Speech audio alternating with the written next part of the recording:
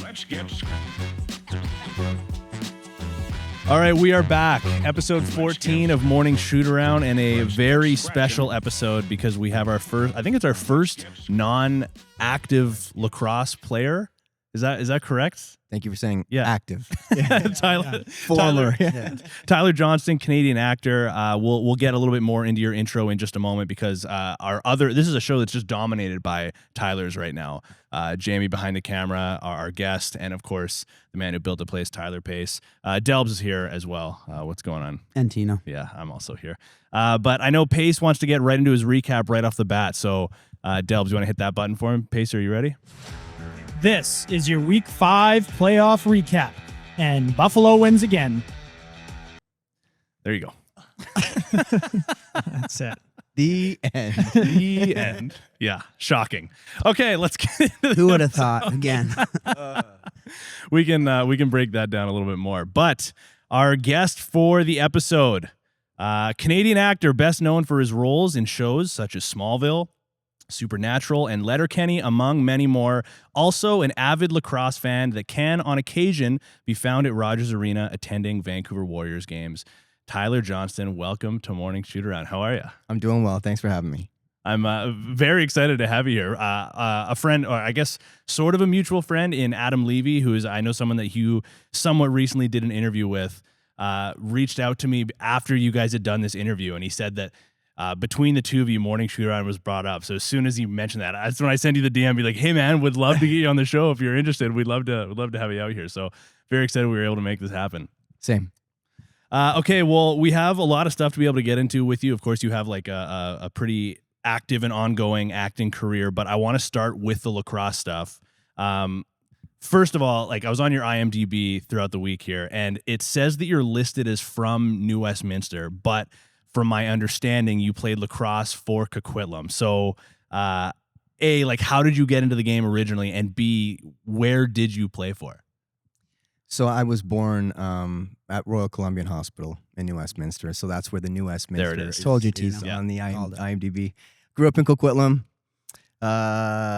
Went to Pine Tree Secondary. That's where I graduated from. But I got into lacrosse probably like 8 years old. My neighbor was playing lacrosse. It was, just mini tyke at that point in time. So it was just something for us to do, and fell in love with the game. And then I grew up playing lacrosse in Coquitlam all the way to junior B. Do you have siblings as well that also played? I have a younger sister who was 2 years younger, and she played 1 or 2 seasons actually when she was probably 10 or 11, 12 years old. I was watching Vancouver Warriors. You were like interviewed by Matt Beers. Yeah. You got some hands on you. I used to play. Yeah, I used to play. And it was, it's one of those things, as you guys know, like as a lacrosse player growing up, I mean, I used to have that stick in my hand all day, every day. It was 8, 9, 10, 11, 12 up against the wall, playing wall ball with my buddies. And it was something that I just always had with me. It was either my Razor scooter or my lacrosse stick. What a combo, eh? Hand in My hand. lacrosse stick in the backpack, just ripping Coquitlam. It was the best. Like growing up, the kids nowadays, they don't get it. And I sound like old man screaming at clouds, but you went outside. Like you got home from school, you went, like all the buddies that were around in the neighborhood, you got together, you played like kick the can, or you played lacrosse, or you played basketball, or you played hockey. Like you just were always being active. Kick the can. Kick the can is an What a all-time game. It's an game. all-time game. Yeah. Budget was low that month. Yeah. Yeah. We used that can last month too. Can's been kicked. Yeah, we need a new can. It's seen some things. Are there guys that you remember playing with when you were growing up that you've seen pursue lacrosse at a more like serious level past junior? Yeah, it was kind of neat, actually. I didn't have much of an idea of it when I was growing up playing lacrosse, but it was neat. Are you yawning already, Delves? No. He yawns every Don't- episode. Yeah. Jeez. Well, now I'm getting called out, eh? Just love making My eye dream. contact with a guy. He's just yawning. I'm like, damn, we just started. Was my story that bad? Some guys I grew up with ended up going to university, which was, I think, a really interesting avenue that I hadn't even thought of growing up. I was just having fun playing lacrosse. So there was the Stephen McKinleys who went off to university, and the Corbin Teos went off to university. So there were some guys who maybe weren't, figureheads in the NLL as far as a professional league, but they got a scholarship out of it and, a whole education. What was the point then when you because I imagine like through your teenage years was when you probably started pursuing acting on a more serious level. What was the point when you kind of had to make the decision between, you know, playing sports on whether it be a serious level or a recreational level, or going more towards the acting career? Yeah, I was 18 years old. I had just gone off and done a television show overseas, actually, for a few months, which was pretty wild, and we can get into later, maybe or maybe not. But I didn't know the language. I didn't know anything. I was in France, and I was just completely lost. How old were you at this point? I was 18 years old. Yeah. 18 years old. I didn't know what was going on, but I thought I did. And then I came home from that, and I was going to play some junior, and I was like a bubble player, and I just realized, I'm like, hey, if you're going to be a professional actor, I probably, like I mentioned, shouldn't be cutting through the middle. 5'7", getting cross-checked in the face multiple times in a game. So I had to make that decision. Like, the NLL is probably not in my future playing junior B, intermediate B here. So maybe I'll stick with what's working. And Yeah, because being a professional actor is probably way easier. well, it was working at that point, Yeah. Go with what's working. Like we're thinking, like, yeah, we could never do that. So how do you like get into acting? Like I remember Terry Fox secondary, grade 9, I took drama class, but it was like, to me, it was like, this is just an easy A. Like I'm just. Did you get an A? Yeah, I got an A. I was a pretty good actor at the time. Maybe I should have pursued acting, but no, but Humble like, Tyler. how do you get from grade 9 drama class to like being a co-star in Letterkenny, now where you're like a cult hero in Canada? My mom was amazing growing up. I did all sorts of stuff. I played hockey, played lacrosse, played soccer. I was very busy. So was my sister. And my mom said that she wanted to put us into acting classes. So when we became young adults, so I was probably 12, 13. My sister's probably 10, 11, maybe even a little younger. My mom said, you will develop public speaking skills. You'll know how to talk in front of a group. You'll develop skills that maybe wouldn't be developed otherwise. So my mom didn't really realize that this acting thing was going to work out. My sister had some jobs when we were younger, 13, 14, 15. She was in a Dark Angel, that old movie, TV show with Jessica Alba, and did some stuff when she was younger. And for me, it just kind of kept continuing. I got a job when I was 17 on a Nickelodeon TV show, so I had to miss some school, and then Sick. it was pretty sick. How cool was that going back to school? Like, where were we? Oh, it's just Man, show. rolling up to my high school in my grandmother's Mercury Cougar, I was doing pretty good. So it wasn't really like you being put into acting wasn't necessarily for you to pursue this on a more like career level. It was more so just to develop different life skills for you. I think for me, I wanted to be an actor. Like I expressed when I was young, I wanted to be the Power Ranger, and I wanted to be these things on TV, So my mom's like, hey, shut up and get into class. And I always thought I was going to be an actor, but for my mom putting us in it at such a young age, I think she was more realistic that this is just kind of a skill developing situation. Then I was 17, got a job, and then 18, like I just mentioned to you guys, I got a job that took me over to France for half a year. And that was a wild experience. And then I came home and just kind of kept rolling from there. So you go to France, and I'm just imagining like Mr. Bean when he does his vacation in France, and they're like, you like your coffee? He's like, wait. You want ice in that? Wait. And like, oh, you know French really well. He goes, gracias. Like I could just see you there, like not knowing the language. First of all, how do you get a role in France? And then like, what was your role? Yeah, Who what did are you you play? The confused white guy? the foreigner, the So tourist. it's a Canadian-French co-production, which is something that happens sometimes. Two countries will co-produce a show, and it will help with tax benefits, right? So there's some tax implications. They get money back if they hire enough Canadians or what have you. So the show was called Grand Star, and I was placed in a world that no longer has the sun. So it's a world covered in ice, and we're trying to find the truth about this sun. So to answer your question, didn't know the language, didn't know my way around pretty much anything, couldn't do laundry, couldn't cook a meal. And I show up on set, and it's not only going to be filmed in English, but a lot of the actors are going to film their parts in French as well. So now I'm acting opposite actors speaking French to me, and I'm responding in English. So it was an exercise in acting, to say the least. Did you go over there by yourself, or did you have like a family member or somebody to help you in any way? 18 years old, legal adult, Good luck. Yeah.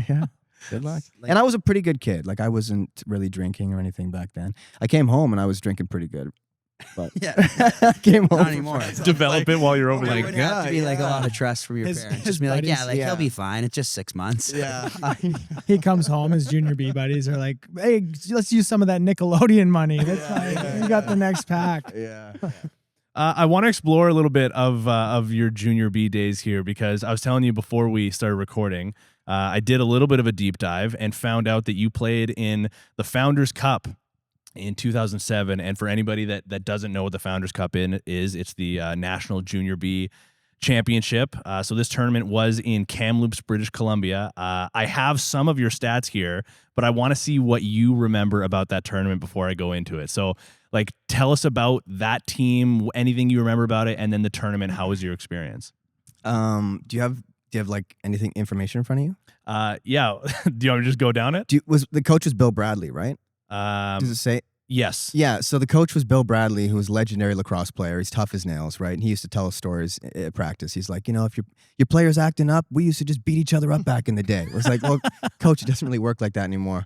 And I went away and did this show like I was telling you guys about. And in intermediate B, I was one of the top scorers on the squad. And then I missed the first year of junior B to go film this TV show. And I came back and Bill Bradley had no idea who I was, right? So I was trying to earn a spot on this squad, coming back as a smaller player, actor.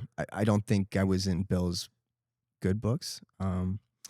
So that was an uphill battle that I was fighting. I think Founders Cup, I may have played one game, maybe 2 games. You played 3 games. 3 games. Finished the tournament with 2 points. Okay. Goal and an assist. Okay. Silver medalist. Okay. Falling 8-2 to Six Nations. Yeah. They're They're pretty good, eh? Yeah. They've been good. We've been there. Me and Tyler have been there. They're so much faster and better than we are. And you scored your 1 goal against the Saskatoon SWAT. So Let's There you go. go. Couldn't swat my scoring attempt. not a bad stat line there for 3 games. And Does it say stick infractions? Did I get any penalties or what? they don't have penalties on here. They have your penalty minutes, only 2. So I used to be pretty chippy. that was gonna be my next question. Were you a goon? Were you just like Just like, I got hit a lot, and then I'd like to kind of give it back a little bit. I got suspended a few times in intermediate and growing up for like bragging about it? well, no, I'm just gonna be honest. Jeez. No, it wasn't cool stuff. It wasn't like for fighting 3 guys. It was like spearing or butt ending. Hell Yeah, yeah. you're the Tyler's rat type. stuff. Yeah. Tyler's type of player. Hell yeah. Tyler's like, well, you had a Ryan Keith with you? Or no, exactly. All the yeah. Tylers stand together. That's Yeah, right. Exactly. That's so funny. What do you remember then about playing against that Six Nations team? I mean, obviously, like bigger, faster, stronger, like you guys already kind of joked about. But do you remember? Like, were you in that gold I medal don't think game? I played the gold medal game. No, so I was probably sitting in the stands yelling at the boys on the floor. Spear him. Spear him in the throat. Yeah, I mean, they're incredible watching those guys. Even now, like the squad. I think they just picked up Six Nations Yeah, today. they're- Just picked up a couple more guys, right? So just keep picking up guys. It's an NLL team. It's ridiculous. Yeah, it's an NL better than an all-star NL team. Yeah. It's ridiculous. yeah, some games you play and you have a chance to win, and other games like you probably won't say it out loud, but you're thinking like this Or is just playing. a pretty tough. This is a pretty Yeah. tough game to win. Underdog story. Just to stay on that topic, what arena was it in Kamloops? Is it the old one or the newer one? Like, they have the red concrete older Oh, there. yeah. The boards are like 4 feet Yeah. tall. I would guess older, considering it's the 2007 Founders Cup, but I But don't know the for sure. arena was built there. The old arena's like 19. Oh, you're talking old. Like, yeah, right? it's like a old hangar. Is the red floor the old one? Yeah, Oh, okay, yeah. yeah, it's like red concrete. Yeah. No, I played. I don't there think when they're was doing younger. red concrete nowadays. I think that's a common practice anymore. Too much asbestos. Bring it back, man. They can't tear the building down. Yeah. Hazmat issue. As a kid, as somebody who was trying to pursue acting on a more serious level, and then also still playing sports, was that tough for you at all? Like, I would imagine back then there's still a little bit of that stigma of maybe being a theater kid and then being mixed in with kind of the jocks or the more sporty guys. Like, did you find yourself kind of between 2 worlds in that sense at all? Thankfully, no. I was pretty fortunate to be able to kind of just go from group to group. It helped that I was, pretty good at the sports that I was playing. Like hockey, I was pretty good, and lacrosse, I was a pretty good player. So that helps that the guys are taking it a little easier on you because you're not half bad. But no, there was guys who would poke fun at me, but it was just locker room fun. It was nothing that got in the way at all. No. Yeah. Yeah, there's probably guys that were kind of like that old frat mentality and like making fun of the theater kid. But then you became the Nickelodeon kid, and they're like, "Oh, we're the idiots. Like we're the losers here." Yeah, a lot of that going on. Yeah. You must. I mean, it's certainly not asking you to name any names, but there must be some people that have gotten into your DMs that like you went to high school with or something like that have been like, "Hey, buddy," and these are the same guys. It's that like were it's like losers. Matt Beers to Paul Rabel. It's me to Tyler Stephen from Keogh. NLL. Yeah. Oh yeah, of course. But most of it is just people saying congratulations and that they're happy to see me doing what I'm doing. Yeah, you can usually see through that stuff. Totally. And then now, like I mentioned off the top, like I don't know how like frequent it is, but on occasion, like you'll go and catch a Warriors game. Oh yeah, I'm a season ticket holder. My father and I have been Still, hey. holding season tickets. What do you mean still? I was watching an interview It's not in Langley now. Yeah. It's a SkyTrain ride for me, so it's actually quite You easy commute for that me far? to get there. Yeah. I was watching an interview earlier today, and it was like around COVID time, I think.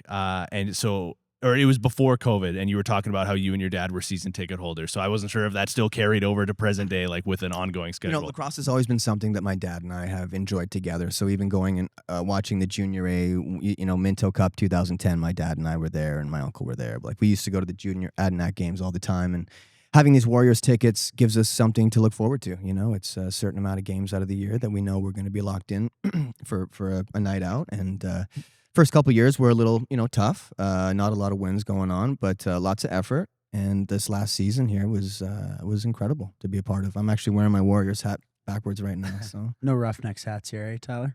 That's all right. That's okay. I'm okay with that. But so you and your dad are ticket holders. You go to however many games you're able to go to in a year. Do you like being in a Canadian market, like it's your hometown?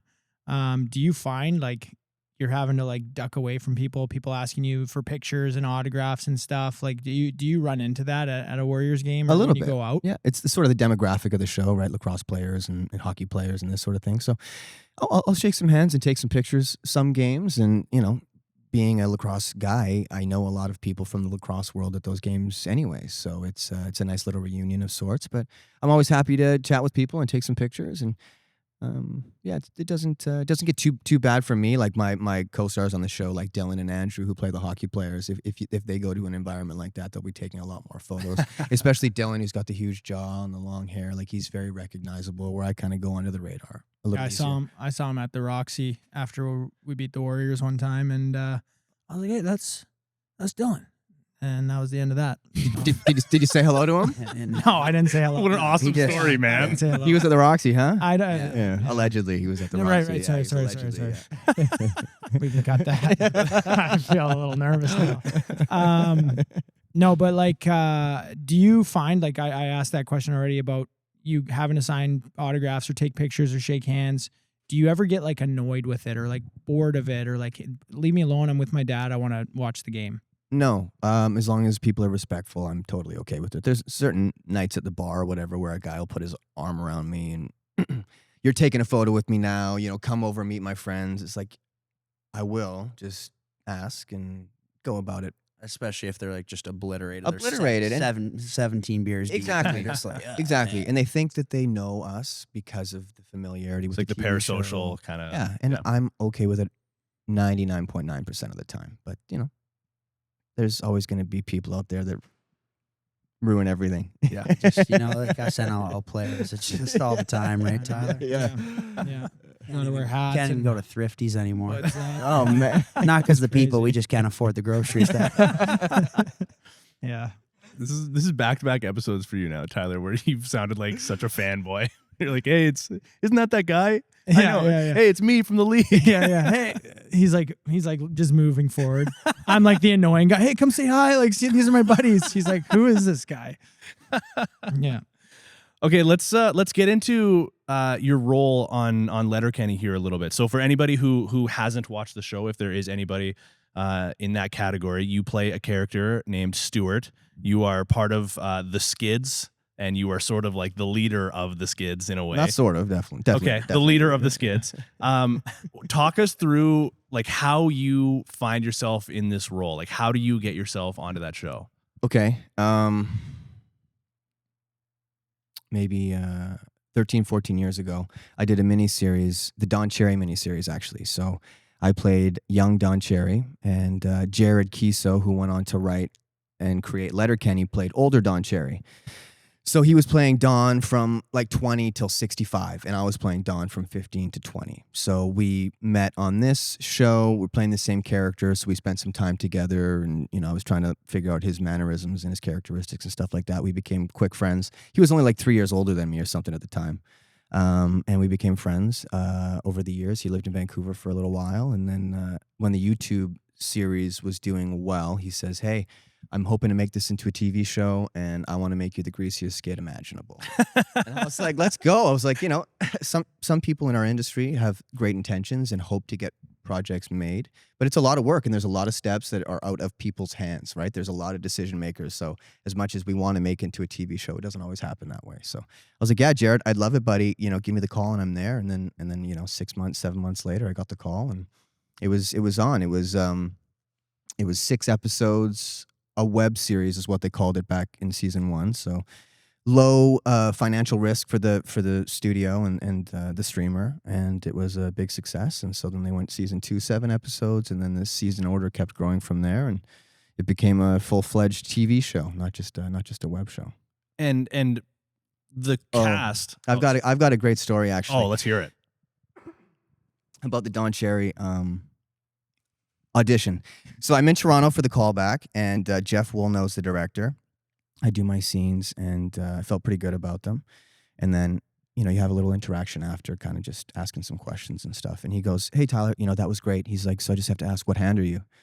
I'm like, "I'm right-handed." He goes, Don Cherry was left-handed." I'm like, "Did I say right-handed?" I'm like, because I'm definitely left-handed. Switch hitter. Yeah, I was like left-handed, and I left the room, and Jeff, the director, told me later that he turned to the casting agent and was like, "That's the most confident 15-year-old I've ever met." I was like 24 at the time or something, 25 at the time. I was like, "Yeah, I'll take it." So Jeff Woolnow calls me a week or two later, and he goes, "Hey, Tyler, I know you said in the room that you're left-handed. We all know you were lying."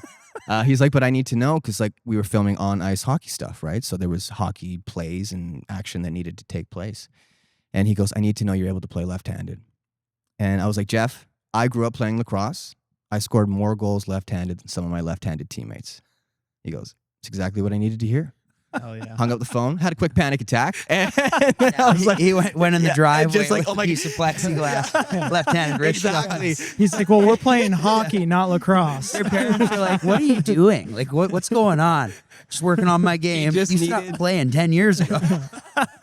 He comes Just in needed the sweating. confidence from me, He Yeah. just needed to hear that I could say I did it. So playing any roller hockey or ball hockey after that, I was playing left-handed Yeah. just to get more familiar. Crazy. With it. We had like 6 weeks or something like that. So Do you look like a 15-year-old Don Cherry? Like, what did Don Cherry look like? they asked me to pack on a couple pounds. Like he was a little thicker than I am, and they had a prosthetic nose on me for a couple minutes, but it didn't last very long. They decided against it. I just packed on some pounds and tried to talk a little bit more Canadian than I sound, and play hockey left-handed. It was an incredible experience. Yeah, incredible. That's so funny.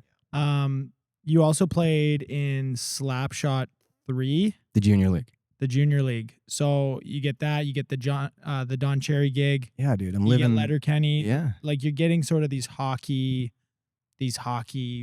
shows. Some are just fully focused on hockey. Are you getting those roles, do you think, because like you're from Canada, because you played hockey? Are you auditioning for those roles? How does that work? Yeah, I think it's a combination of those things. On my resume, it says I play hockey. I'm sure my agent tells them that I play hockey as well. So there's an acting audition, and in the case of Slapshot, there was an on-ice audition as well. So they had some actors who were kind of in the running. They had us do a practice on ice, and I think once they saw that I'd played hockey my whole life, they understood that I was going to be okay for the job. And then once we got there, they actually ended up hiring a lot of WHL players to do a lot of the stunts because they didn't want us to get hurt, right? If we go in for a body check, I dislocate my shoulder, I can't film for the rest of the week. So they didn't even really let us do all that much, but we did have some on-ice auditions as well. Was there anybody that showed up for like the on ice practice that just like lied, like they were you saying they're left-handed, couldn't skate? I mean, definitely. Yeah. There were some people who said they were better than they were. No question about that. And that's why the director had to ask me. He's like, because people have lied to me before and not come through. Right? So I was like, no, I'm going to lie to you and then come through. Yeah. I got 6 weeks. Yeah, exactly. And I mean, Don wasn't going bar down either, right? It wasn't like I needed to have the hardest wrist shot in the league. He was like a Bill Bradley. Yeah.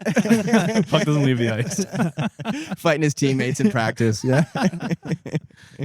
You've played now like a variety of different characters in a variety of different shows, and like in a variety of different genres as well. What is the process like? For example, with the Don Cherry Show, what's the process like for you to get in character and kind of like stay in character for, however long you need to, whether it's the full day, or are you doing it in like that method actor kind of style where it takes over your personality? And how does that process differ from character to character that you play in different shows? Yeah, Don Cherry was interesting because they had already filmed the first part of the miniseries, so I was able to watch some of the initial episodes. And again, I was playing young Don Cherry, and not only young Don Cherry, I was playing a young Jared Kiso playing Don Cherry. So I watched his mannerisms, watched how he moved as a performer as Don Cherry. Spent a lot of time with him. I had a dialect coach to try and make me sound like Don Cherry. I'm certainly not method by any means. I didn't go home and have a blue healer or whatever. Yeah, that's a little egghead pit bull. Yeah. Only had a dog for 2 months and then kicked him to the curb. You try and find things that are inside you that you can bring to the character, because that's the easiest way to relate, is if you have stories that you can relate. And me, even like with Letterkenny and Stewart, I'm not a meth dealing cyber goth. But we all have moments of isolation or loneliness. These are all human traits that you can bring to these characters, and then just magnify it by like a billion. Yeah. When you look back on like the career that Letterkenny had as a show, like it was on for 12 seasons? Yeah, something like that. Yeah. That's like an insanely long time for a show. There are some incredible TV shows that don't make it past, season 5, season 6 kind of thing. So you guys obviously have a very successful and an incredible run. How do you look back? I know it's kind of a big like overarching question, but how do you look back on the run of Letterkenny as a whole? Like, I don't know if fondest memories is a route you want to go down, or just like, how would you characterize the show's career? It was incredible. I've been acting, like I told you guys, since 13, 14, got my first job at 17. And a lot of the time in this industry, we are Canadians who are pretending to be Americans. And Vancouver doubles as Seattle, Toronto doubles as New York, and we hide our oots and a boots and our rights and our things like that. Letterkenny was able to lean into the Canadianisms. Even there, I just hit it pretty hard too. Canadianisms, and it was something that we could be very, very proud of as Canadians. And then when the Americans started gravitating towards it, and it got that Hulu sale, all of a sudden it was all over America, and we were getting messages from Americans who spoke so highly of Canada and how they love the humor and how they could relate. It might not be a hockey player, it might be a baseball player in certain states or a football player in certain states. It was incredible, and we started on a web series, and then we ended up doing 82 episodes as well as an American tour. So the levels we took it to were beyond any of our imagination, and it's provided some security in my life that I'm grateful for, and it's not lost on me how unique that is, because in my industry, it's a hamster wheel. You're constantly auditioning, looking for the next job. Even when you have a job, you're looking for the next job, and you're hoping you don't get fired from the job that you're on. So to be on a show for 8 years, 10 years, however long we were doing the show, I'm forever grateful, and we'll see what comes next. You're raising your mic like you're about to. That's cool. Like really cool stuff. Crazy. They were most long-running series have like a switch in characters. Characters get killed off, or characters leave, or however it might be. They get written off the show because maybe they get too big time, or they don't want to be a part of it anymore, or I don't know, like maybe guy the director graduates high school in the show. looks too old for the character they're trying to play. It feels like Letterkenny, the like main core group, like the main characters stayed together for the whole like journey. How difficult was that? Obviously, Jared became like a big time in this show. Was there ever like a time when you guys were like, he might leave, he might go take on a bigger role, and we're going to be left without kind of the main guy here? No, not really. You know, it was always a very collaborative effort, and not to like name drop an accolade here, but we're actually the ensemble of Letterkenny's nominated for a Canadian Screen Award that we're going to Toronto in just a few days here. So it's been pretty incredible to have the ensemble as a whole recognized and not just individuals. It's like a team sport, you know. So the team got nominated, which is pretty incredible. And you know, Jared is the captain. He's the ringleader. He's the writer. It's his vision. He's the showrunner. So it's his ship, right? And wherever he wants to take it is where he wants to take it. But we were all just so happy to be there. I mean, it was summer camp, you know. We went every summer and just tried not to laugh on camera while having the time of our lives, and then getting kicked out of a couple Sudbury bars here and there. And, you know. How much wiggle room did you have with your character? Like, you just talk about how Jared is like the captain, the ringleader in a way, the writer of the show. So I would imagine that the character of Stewart and the Skids was an idea that he put together. But then when you become the character and when the show runs for so long, like you are the character now. So I would imagine there's, you know, certain decisions that you would need a say on. Like, how much wiggle room was there for you to be able to interpret what the character became? Well, it was nice because, like I mentioned, Jared and I were friends before Letterkenny even happened. So we had a very friendly relationship. It wasn't boss and employee. I mean, it was, but we were friends to begin with. And he sent me when it first started. I don't know if you guys remember that video of those cybergoths dancing underneath the bridge. Yeah. He sent me that video, and he's like, "This is kind of the energy I want for you guys." So we took that into season 1, and we were dancing throughout the whole season, and they loved the dancing. So because of that, the dancing continued to grow and evolve throughout the series. So that's an example of something that wasn't necessarily fully written, but worked and continued to work. I would have our dialogue, me and my co-star Evan Stern. We'd have our dialogue, you know, pretty tight because it was like 3 or 4 pages at a time, and we only had 1 or 2 takes. So the dialogue were pretty dead on. But if something funny happened throughout the scene where we were able to react or add something at the beginning or the end, we often did that. Like, you'll notice there were some very silly entrances into scenes or exits into scenes. We just found ways to kind of make it as silly as we possibly could. I watched some interviews with you and the co-star that you're talking about, Evan, where you guys talk about how when you were getting ready for a scene, like, you would oftentimes rehearse lines together before the actual shooting or whatever, so that you guys could get your giggles, your laughs out of the way. You still must have just been losing your mind on occasion, like on set. I mean, he was on my lap for a big chunk of that series. He's whispering in my ear.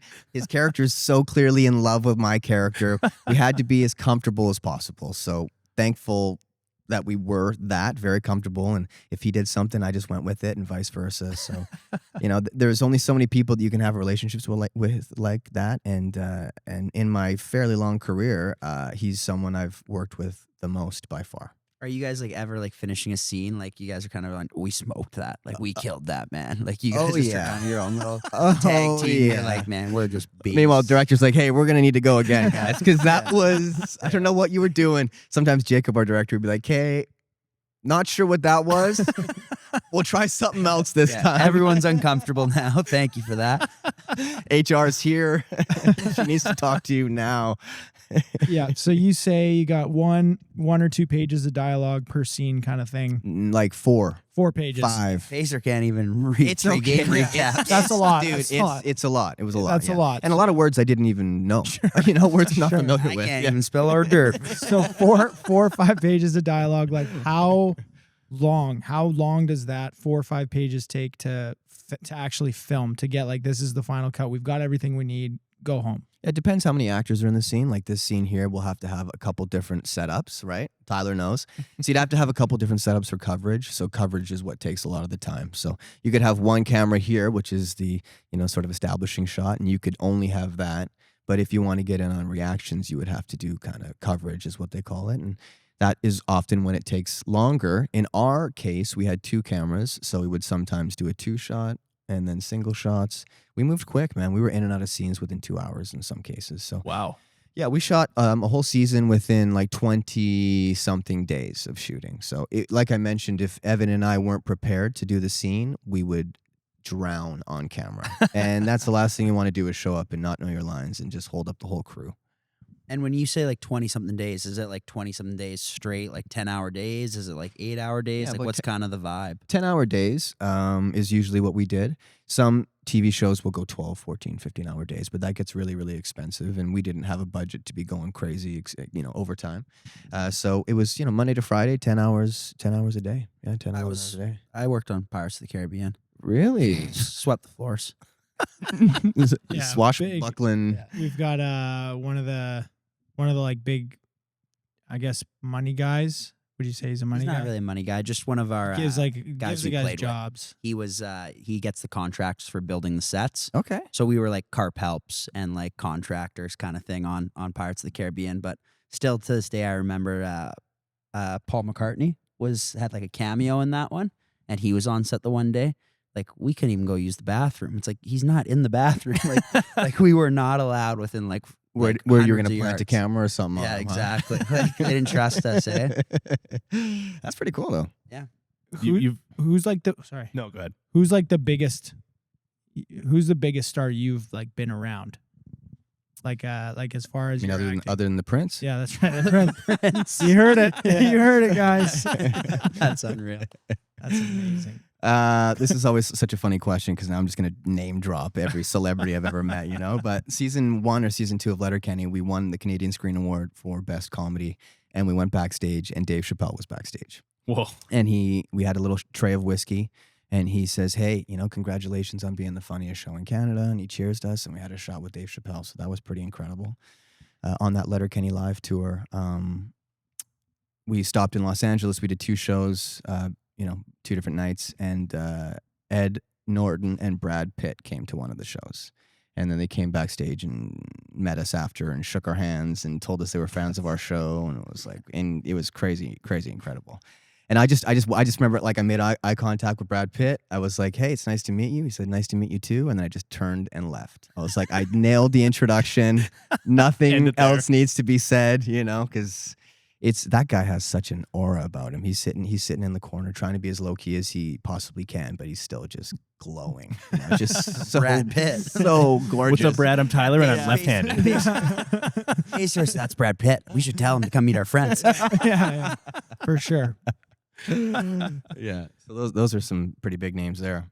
I get the impression that yourself and the cast of Letterkenny are all very close. To kind of bring it back to lacrosse a little bit, did your history with lacrosse ever get brought up? Do your cast members, do they know of your history with sports? Oh yeah, Jared Kiso knows that I played lacrosse, and so there were some comments back in the day. We are friends and we are family, and we chirp, and sometimes our chirps get a little bit, more direct than they're intended.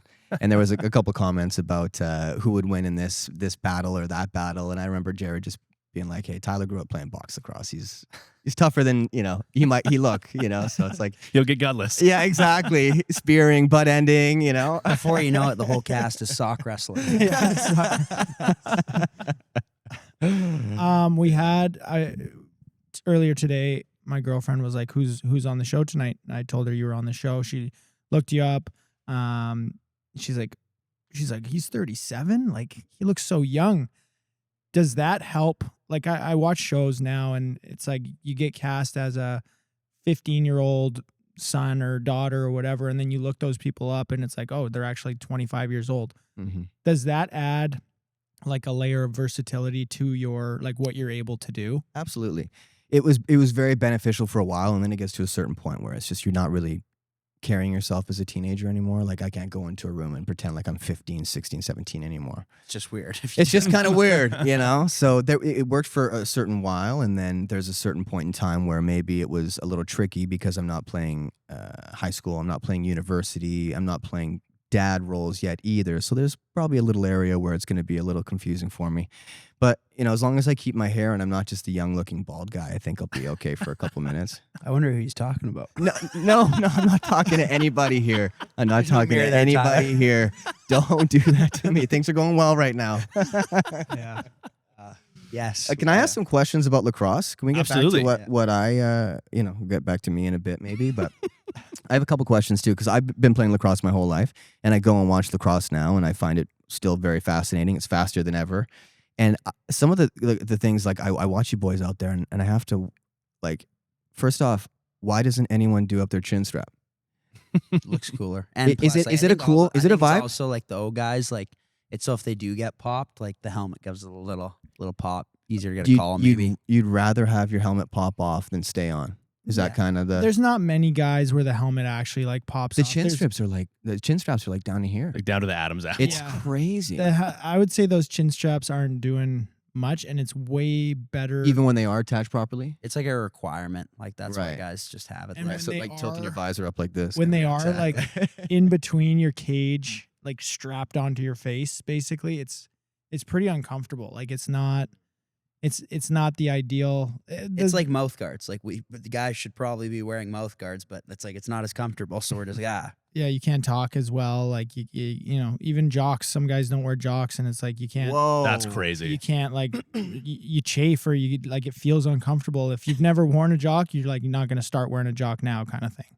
And then they get stuck on the penalty kill, and they're just there. With Well, one hand. It's like, exactly. dude, like you're just telling everybody to shoot at your crotch. Yeah, I haven't realized up until all this conversation about the Buffalo Bandits how much shot blocking has increased these last few Isn't it years. insane? It's interesting. I don't remember it being such a big part of lacrosse, but it seems like it's increasing more and more every season. Is that fair to say? well, I think if you look back, guys that were blocking shots with no cages on were lunatics. Like those guys were crazy, and the game has just evolved so much to where like the idea of blocking shots has become easier. You've got better equipment. You got the cages that are not going to smash your face in as much.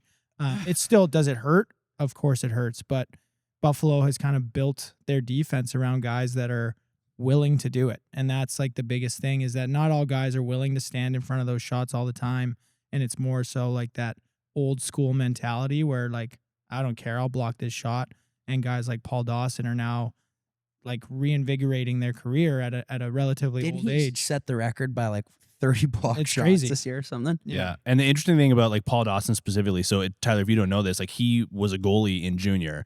Now like he's like in his back nine of his professional career, but he's a defender with Buffalo. He like when people are blocking shots traditionally, oftentimes they're like, I don't know, holding their stick like it's a field goalie like stick playing kind like of thing. normal player. He legitimately like stands as if he's playing in goal. Like his stick is between his legs. He's like lifting his shoulders up. Like he's essentially another goaltender when he's in the crease. It's insane. There's a great clip of Tyler shooting the ball. Yeah, And against like Buffalo. he kind of chicken wings him, and Pace just turns to the camera like this game.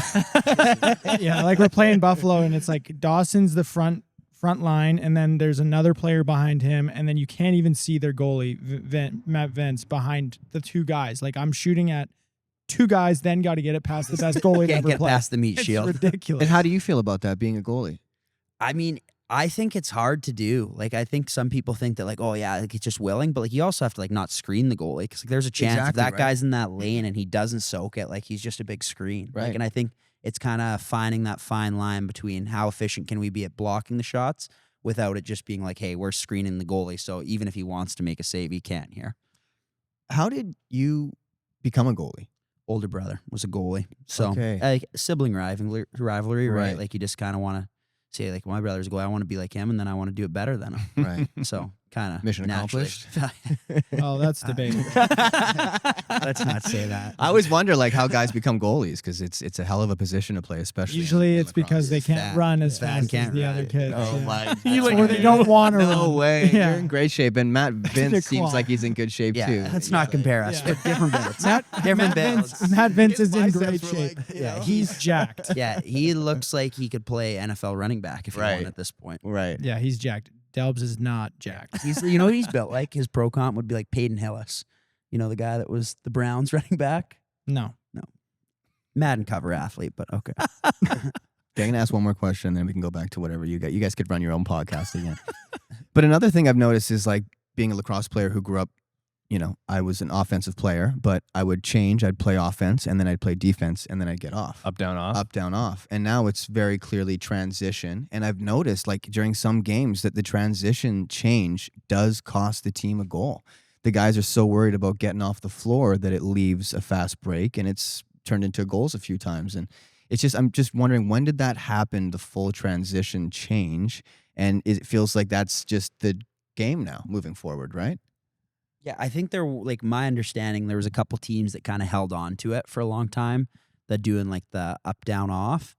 But I think it's just at the point where, like we were talking about earlier on an episode, where like you have guys like Eli Salama, who in his minor career, because he had to play offense, he was like, he's so-so, he's playing A2. And then he gets to junior, and we're like, this guy's unbelievable. He's Team Canada now, all of that. So I think it's just kind of people specialize to their skill sets, and we found out that you can have some of these offensive players that are 60 goal scorers, but as good as Jeff Teed is, I don't know if you want him tiring himself out on defense every shift. Right. Yeah, and like still in minor, they play offense and defense. They have to go both ways. It only changes in junior now, so you can only play. There's rules offense, against it for defense. development. They have to. Yeah, they for have to. development, which is I think good. it's good. It's good. Yeah. Yeah, it's good.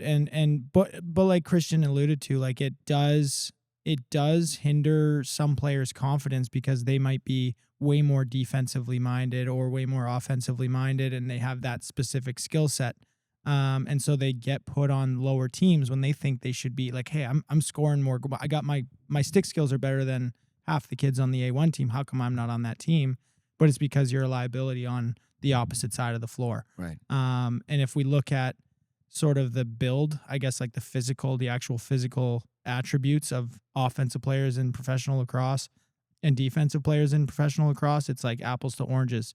You got a guy like Graham Hosick, who's, I don't know how many Defensive Player of the Year awards he's won, but he looks like he could bench press a truck. And then you've got Dane Doby on the other side, who is like a all-time great Hall of Fame lacrosse player, but he looks nothing like Graham Hosick.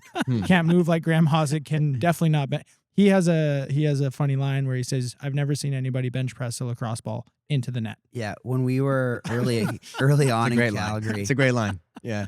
we used to have like a physical, and it was kind of like a dummy physical, right? But they would have like a 45 on each side, so enough weight that Dane probably could do it. But he'd just get under the bar and kind of straighten his elbows a couple of times, and then just stand up. Nope, not this year, and walk away. Yeah. But he's good enough he can just get away with that. Well, Is he yeah. the leading scorer in the NLL? Or he's In- up there, in right? Calgary. In Calgary, yeah. Unless Curtis has it now. Curtis might. Yeah, Curtis but is he's like right he there. scored 600 goals or something crazy. Wow. It's a lot. You know who was out of control last weekend, I guess was the final. I watched game 3 just a few days ago. It was nice. Actually, TSN had a replay option. So I watched the game 3, and Chase Fraser, man, that kid is a freaking menace. Yeah, out ask there, Delbs right? about Chase. Yeah, me and Pacer aren't huge Chase for like he's a good guy away from lacrosse Right. on the floor. He's I mean, not. he punched a guy in the, The dick. dick punch. Like he punched it like and, and it it's was a like, guy who would like very clearly beat him up. right. And it was only 2 minutes. I Yeah. thought that was interesting. I didn't know that dick Yeah, I punching don't was know. only a Yeah. 2-minute I don't penalty. know, like what the dick punch It could have been like a category misconduct is. or, The you old know. dick Yeah.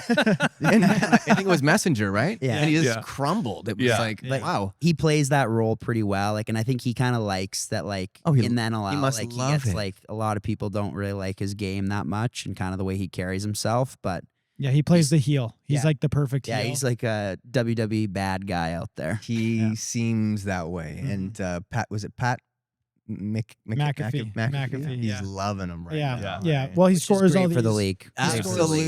Absolutely. highlight reel goal after highlight reel goal. His stick skills are incredible. And like I said, he plays that sort of villain role really well. And he's got the superstars in Dane Smith and Josh Byrne. and Ian McKay. Yeah. He's got 3 And Ian MVPs. McKay. Yeah. He's got wow. 3 amazing players around him that can find him in certain situations, or he's got that isolation ability where, you know, he can beat a guy He's an and make athlete. a crazy play happen. I always found when guys swim, I always thought that was the riskiest play ever. I'm like, you're just exposing your entire rib cage, and you know how bad that defender wants to just crack every rib in your freaking. That's why it's like so impressive when guys make it look so effortless. Like and it's so quick. You know, you can't telegraph a move like that.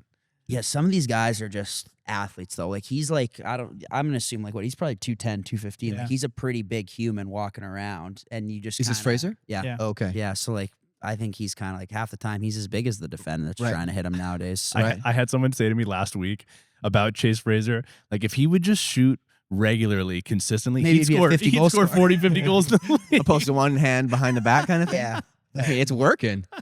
It's working. Yeah. I understand the sentiment behind it because he seems like that kind of player, but he was certainly fun to watch the other day. Yeah, but he at the end of the day he plays a big role on that He's a BC team. boy too, right? Yep. yeah, Yep. he's Yeah, Langley. BC all plays. the BC growth. plays a big role on that team, and he's been a staple for them for this three-peat. So, you know, as much as the guys around the league might not like some of the antics or some of the things that he does or the celebrations or whatever, like it's working, and you can't take that away from him. One thing I will add, like as much as guys kind of grind him about being like an ego guy, it would take like a lot being a player that good, like staying behind Dane and Josh and Ian McKay and Kluche.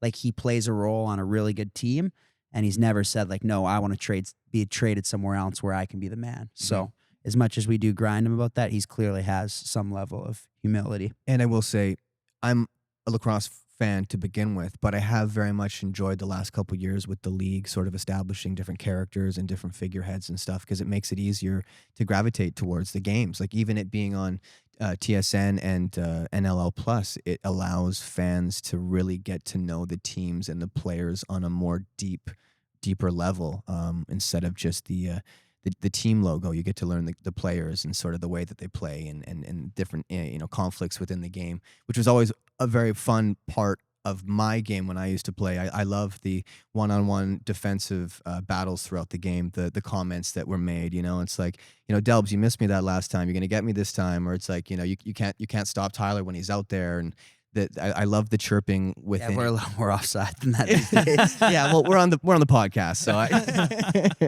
but that was a big component of lacrosse that I loved. Yeah, and just like wrapping up on the Chase Fraser stuff as well. Like I think that him sort of playing that villain role is actually important for the league in terms of having personalities available for people to get behind or even to hate. Like I think of like the goal that he scored in Vancouver. Like when his celebration. Thanks, Tino. You're welcome. His celebration. I got a was, question about that after. Yeah, well, he does like the kind of. Are you a Canucks fan? Like, did you grow up a Canucks fan? Yes. Okay, like the Dustin Byfuglien when he played for Chicago and he would score on Luongo like a million times in every playoff series, and then in Vancouver he would just do the like look to the crowd and just like bring on all the boos. And Chase Fraser kind of did that in Vancouver, and I think that stuff like that, like players bringing out personalities, helps the league Absolutely. in terms of making things more accessible or more like it gives you a reason to watch. Like a Vancouver fan who was at that game is likely going to want to watch the next time Buffalo is in, A, because Buffalo is the defending champs, but B, because, hey, this guy just like looked me in the eye while I booed him kind of thing. Like, I hate this guy now. Absolutely. What's that famous bowler? Who do you think you are? I am. You know that guy? Pete Weber. Pete Weber. He's got a hilarious interview after he retired, and he's about to hit a strike in his retirement interview. He goes, "Love me or hate me, you had to watch." And then he hits a strike and walks away. The best part, like he was yelling at a kid. Oh yeah. Yeah, like it was like a 17 or 16-year-old kid he's yelling at. In No, that thing. in that famous clip. Yeah, Yeah. exactly. That's so funny. But on Fraser's goal in that Warriors game, and I know that you guys are all big boys and you guys all play the game that it's supposed to be played, but the moving picks or the it's just like Hell it's, yeah, it's, moving pick. I thought you were going to say, Delps, how do you not have that? No, Totally a moving no, pick. no. Should never happen. Well, it's like the moving picks now are just full on cross checks. You know, like I'm watching defenders fall on the floor after being picked by the offensive player. And Fraser opened up a few times because the terminology that the refs use is equal pressure, and I think that's up for translation is kind of the hard part. So I think it's kind of finding that fine line of how much is their offense getting away with, and then our offense has to adjust accordingly, right, and try to set the same kind of picks. And then as a defender, are you just prepared to get cross-checked in the back every single? You just and it's not like the WLA, like you can kind of just open, hook, and hold. That's why a lot of the guys don't like the WLA as much. Right. But the NLL, they tend to get you on the hold, not the moving pick. Yeah, like it's high level stuff what defenders are able to do because they have to communicate through not one or two picks in a shift. Like there's 4, 5, 6 different types of picks from different angles that are coming, and they got to communicate through all that. And as offensive players, like our objective is to try to find a defender's back. If we can get them on the back, like we're going to create an opportunity. But to get that back, it's like 1 every 10 shifts you find an open back because they're opening up so well, or they're clutching, or they're communicating through it. And at the end of the day, like their job is to cross-check us and push us out of the way. So when we do get those moving pick calls, it's like, man, I've been getting hammered for 40 minutes, slashed, all this, and we get a moving pick. Like we lose it at the refs every time we get a moving pick call. That's been one of the rules I find a little hard to fully. Well, it's like game to game. It changes. It's game to game. It depends on the crew. It depends if it's playoffs. They let a little more go, obviously, as you kind of can see. But right, and like you say, if they're letting both sides get away, but that's with it, like then that's where it's hard. Like the offenses kind of have to watch both sides. Defenses have to watch both sides, and usually after kind of the first quarter, I think you kind of know what's going to be called and what's not. And then sometimes at the end of the game, where say it's a close game late, like the refs are rather letting everything go or letting nothing go. Right. Yeah, and I'll teach young kids when they come in here and they're trying to learn pick and roll action. I'll tell them, like, test the referees early in the game. Like the first shift, go out and smash someone. And if you get a moving pick call, then you know, like, okay, dial it back a little bit and find that line that this particular ref is going to call you on and not call you on. And once you can find, like, as far as you can go, you're going to create opportunities that way. But if you set soft picks and you don't really try to create separation, 1, you're not going to make it very far. And 2, like, you're not going to create opportunities to score goals. Okay, we can start to wrap things up here pretty quick. We've been going for a while, but before we do close things out, I want to give you, Tyler, an opportunity to plug any projects that you have coming up, or anything that people might be able to look forward to in terms of seeing you on a screen somewhere. Yeah, I have a fun role coming up on a TV show called Twisted Metal. It's season 2, and Is that like the video game? based off of the video game. So Anthony Mackie's the lead, Stephanie Beatrice is a second lead. And I show up season 2, and it's a fun role. It's on Paramount Plus here in Canada, Peacock in the States. I've also partnered with the Canadian Blood Services to get people donating blood. They say less than 2% of the eligible population donates blood in Canada, and I just think we can get those numbers up. Right on. Okay, that's a good message to end on. So keep your eyes onto the screen. Twisted Metal season 2, you said? You got it. For Tyler Johnston, former silver medalist in the 2007 Founders Cup. I still got it though, right? The silver medal. They don't take that away, right? Well, do you still have it physically? Don't Probably ask not. me if you still have it. We said former silver. I'm like, they don't take that away after time, do they? Sorry, we can. There's a story about silver medals. We were in the BC finals the year we won the Minto Cup. We lost in the BC finals to Delta. They had a really good team. Chase was on that team. Reese Callies was on that team. 2016? 2016. Yeah, they're loaded up. Like, they got a lot of good players. We lose the BC finals, but because it was in BC, 2 teams got to go from BC. So I'm the captain of the team. They're like, okay, can the captain come up and grab your silver medals? So I grab all the silver medals, and guys, like, we get to the locker room. I still have those silver medals, and I'm like throwing them in the garbage. And there are a couple guys where this is their first year on our team. And to this point, this is my last year. I've been to 3 Minto Cups before this. I've got 3 BC gold medals. Like, this silver medal is not what I'm playing for, kind of thing. So I throw them in the garbage, and we got guys like going into the garbage, like picking Come out the on, silver medals. Actually, Yeah. And I was like, we don't need these medals. Like, this is not what we're playing for. They're like, man, this is my first like junior medal. Like, I want this medal. So yeah, sorry. maybe Silver we don't medals. beat Delta if they don't win though. Yeah. Like they win that BC final and they go on an all-time booze cruise tear and show up unprepared to the Minto. And like maybe if they lose, opposite happens. We act like that and we don't end up winning the big one. Yeah. By the way, Flashpoint. I saw you were in an episode of Flashpoint. That's like one of my, like that style of show, that type of show is like, I like watching those shows. So I'm going to be binging Flashpoint and get to your episode. Incredible. Again. Yeah. That's a high anxiety kind of show. Yeah. Yeah. That's for me. That's every day of his It's like life. vibrating. Oh yeah. Unreal. All right. Well, Tyler, thanks for coming on, man. This is an awesome episode. I think people are really going to enjoy this. Yeah. Do you guys got anything else to close out here? Or we Best good to go? Tyler yet. Yeah. Best Tyler yet. Yeah. Rips, reps, and revelation. Revelation. That's right. Thank you so much. Thanks for having me, guys. All right. And for everybody else, thanks for joining us for another episode of Morning Shootaround, and we will see you next time. Thanks, guys. Thanks.